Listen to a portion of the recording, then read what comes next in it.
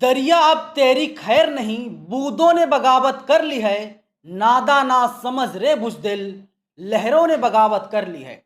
हम परवाने हैं मौत समा, मरने का किसको खौफ यहाँ। रे तलवार तुझे झुकना होगा, गर्दन ने बगावत कर ली है। नमस्कार, मेरा नाम है नवीन कुमार नंदन और आप देख रहे हैं इंडिया इंटरनेशनल न्यूज। ये जो मैंने लाइनें आपको सुनाई, ये लाइनें विनेश फोगाट ने ट्वीट किया है। क्योंकि आपको पता होगा कल किस तरीके से तमाम पहलवानों को डिटेन कर लिया गया। कई पहलवान ऐसे हैं जिनके बारे में अभी तक कोई जानकारी नहीं है कि वे लोग कहां पर हैं। पुलिस डिटेन करके उन्हें कहां पर अभी रखे हुए है, इस बात की जानकारी पुलिस के द्वारा अभी तक नहीं दी गई है जब तक हम इस वीडियो को रिकॉर्ड कर रहे हैं।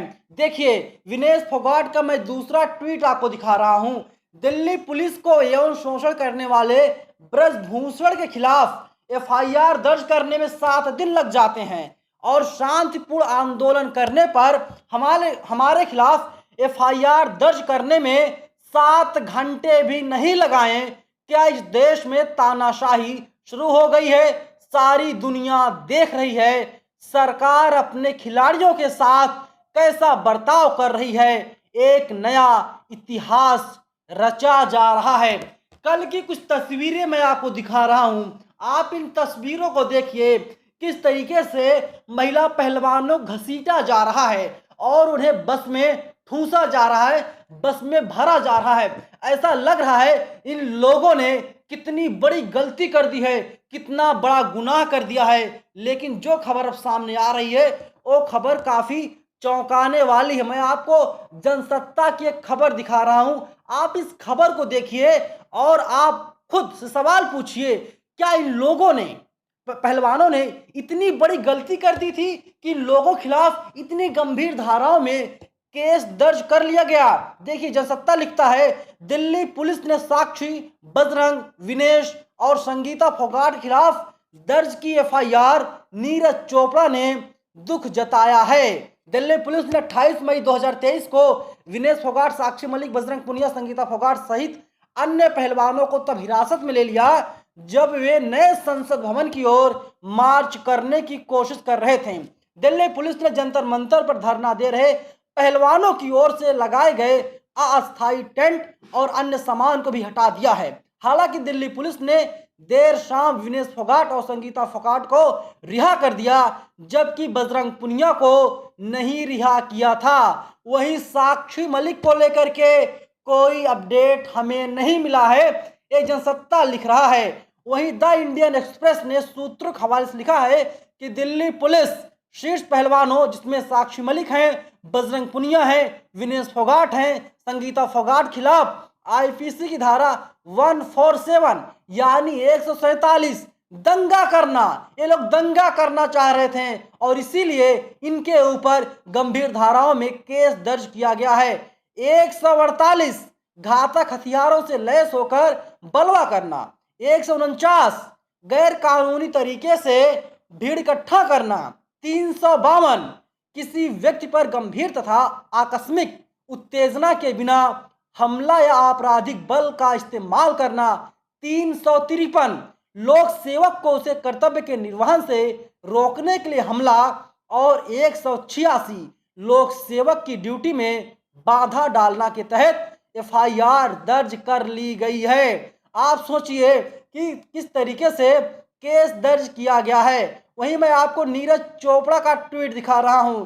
नीरज चोपड़ा लिखते हैं कि यह देखकर मुझे बहुत दुख हो रहा है।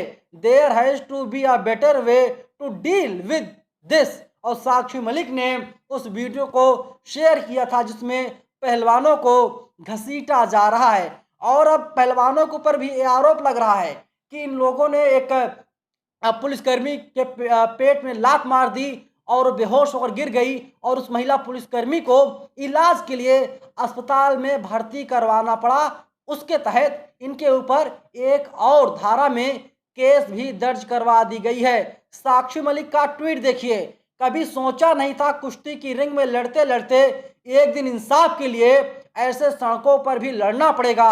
देश की बेटियां बहुत मजबूत हैं, जब विदेश में मेडल जीत सकती हैं तो अपने देश में इंसाफ की लड़ाई भी जीत के ही मानेंगी। और यहाँ पर हो क्या रहा है, और जो आईटी सेल वाले हैं, आईटी सेल वाले अपने काम में लग गए। मैं आपको एक तस्वीर दिखा रहा हूं, बजरंग पुनिया ने ट्वीट किया है जो असल तस्वीर है। पहले आप असल तस्वीर देखिए, बाद में मैं आपको एडिटेड तस्वीर आपको दिखाऊंगा।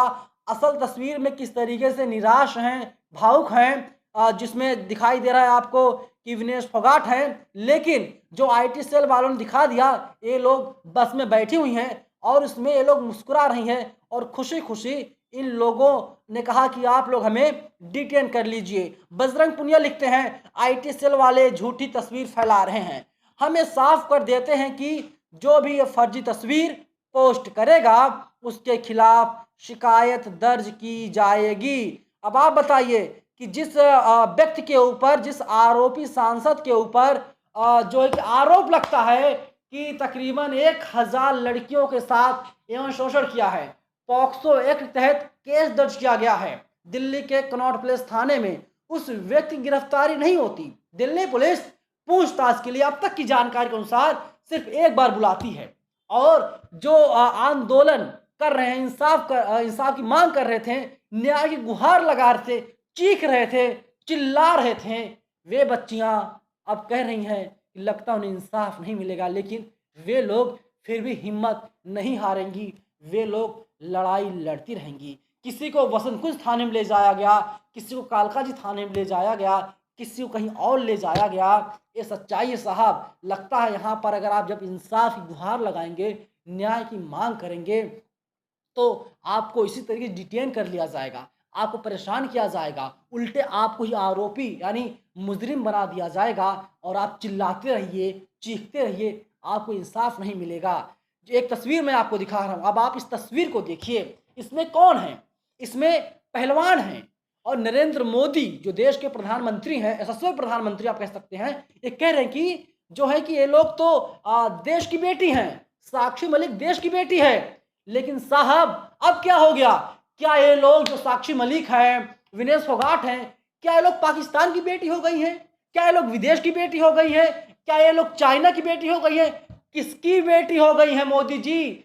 सवाल का जवाब देना पड़ेगा, क्योंकि लगातार हम लोग सवाल पूछ रहे हैं। जो खबर हम आपको दिखा रहे हैं, दरअसल टीवी वाले इसी खबर को छिपा रहे हैं। लगातार पूरी वीडियो जब हमने शुरू की तब से लेकर के अब तक जो जो तस्वीरें हमने दिखाई है, इन तस्वीरों को आप किसी टीवी चैनल की स्क्रीन पर नहीं पाएंगे। और वह खबर सामने निकल कर ए आ रही साहब, कुछ लोगों को तो डिनर पर बुलाया गया था। हालांकि तस्वीर सोशल मीडिया पर वायरल है, लेकिन उस तस्वीर को मैं नहीं दिखाऊंगा। बताया जा रहा है उसमें कई पत्रकार हैं, और पत्रकार किस लेवल के हैं आप सबको पता है कि वे लोग जनता की बात नहीं करते, बल्कि वे लोग सरकार की बात करते हैं। लब्बो-लुआब यही है कि जो व्यक्ति अब इंसाफ की गुहार लगाएगा उसके खिलाफ केस दर्ज कर लिया जाएगा। तमाम लोग रिएक्शंस आ रहे हैं, मैं आपको रिएक्शंस बता देता हूं। लोग सोशल मीडिया पर क्या कुछ लिख रहे हैं, कैसी कैसी लोग जो है कि अपनी प्रतिक्रियाएं दे रहे हैं। मैंने आपको विनेश फोगाट का ट्वीट दिखा दिया, लेकिन अब आप देख लीजिए कि किस तरीके से हनुमान बेनीवाल हो, सुरेंद्र राजपूत हो, सुरेंद्र राजपूत कांग्रेस प्रवक्ता हैं, ये लिखते हैं मणिपुर जल रहा है, पहलवान बेटियां सड़क पर पिट रही हैं, सत्ता समर्थक मीडिया भाजपा सरकार के साथ रात्रि भोज में व्यस्त है, खबरदार किसी ने सवाल किया। तो तस्वीरें जो शेयर की है सुरेंद्र राजपूत, हम उन तस्वीरों को नहीं दिखाएंगे क्योंकि इसमें दिखाई दे रहा किस तरीके से गाड़ियां जल रही हैं। लेकिन एक बड़ा सवाल ये भी पैदा होता है, कांग्रेस पार्टी हो या आम आदमी पार्टी हो, ये लोग सड़कों पर नहीं निकले। अब आप देख लीजिए, दिल्ली के मुख्यमंत्री केजरीवाल कभी पश्चिम बंगाल जाते हैं, तो कभी महाराष्ट्र जाते हैं, कभी कहीं और जाते हैं और कह रहे हैं कि देखिए सुप्रीम कोर्ट के आदेश का पालन केंद्र सरकार नहीं कर रही है, केंद्र सरकार अध्यादेश लाना चाह रही है। तो अब आप बताइए, देश की बेटियां जब आंदोलन कर रही हैं तो आपको आना चाहिए था, आपको आंदोलन में शरीक होना चाहिए था। आप तो आए थे सिंबॉलिक तरीके से, आप आए, अपना लेक्चर दिए 10 मिनट का, 5 मिनट का, इसके बाद आप वहाँ से चले गए। प्रियंका गांधी भी आई हुई थी, राहुल गांधी की जब सांसदी गई थी तो आपने देखा था, कहा गया कि जो है कि लोकतंत्र खतरे में है। अरे साहब, बेटियां गिरफ्तार हो रही हैं, बेटियों डिटेन किया जा रहा है, कहाँ रखा गया साक्षी मलिक को, इसकी कोई जानकारी नहीं है। क्या लोकतंत्र खतरे में नहीं है? क्या कांग्रेस की नैतिक जिम्मेदारी नहीं बनती? वो सड़कों पर उतरे, क्लेम करती है कि अपोजिशन की भूमिका में है। अरे अपोजिशन भूमिका में है आप, अच्छी बात है, लेकिन कम से कम जनता की आवाज़ उठाइए। ऐसे कमरों में बैठ करके सिर्फ ट्वीट करने से काम नहीं होता। और आप लोग कहेंगे आपको तो साहब मीडिया दिखाती नहीं है, आप लोग सिंबॉलिक तरीके से मिलने के लिए आते हैं। और आरोपी ब्रजभूषण सिंह को अभी तक गिरफ्तार नहीं किया गया है। एक तस्वीर सामने आई है जिसमें दिखाई दे रहा है कल जब संसद भवन का उद्घाटन था उसमें ब्रजभूषण सिंह भी पहुंचे हुए थे। ऊपर लिखा हुआ है सत्यमेव जयते, नीचे खड़े होकर के ब्रजभूषण सिंह जो आरोपी हैं तो वे वहां पर फोटो खिंचवा रहे हैं। लगता है तो वे भी कह रहे हैं कि सत्य की ही जीत होती है, सत्य जो है कि परेशान हो सकता है पर पराजित नहीं। लेकिन वास्तव में हो क्या रहा है? फिलहाल इस वीडियो में इतना ही, लेकिन आप लोग क्या सोचते हैं पूरी वीडियो को लेकर के? आप लोग अपनी राय हमें कमेंट बॉक्स में ज़रूर बताइएगा। धन्यवाद।